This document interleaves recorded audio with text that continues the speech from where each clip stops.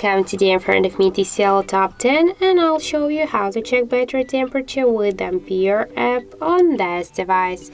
So let's just first open the Play Store application because we should get the Ampere app from the Play Store. That's why I enter here the Ampere.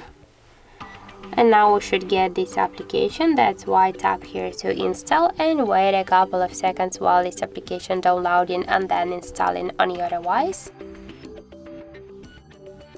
After that, just tap here to open the app.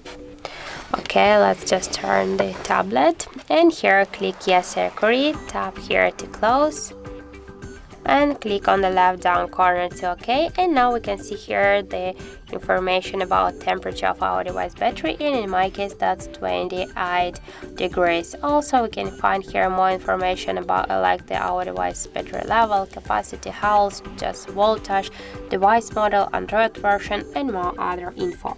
So that's it. Thank you for watching, and if you find this video helpful, don't forget to leave a like, comment, and to subscribe our channel.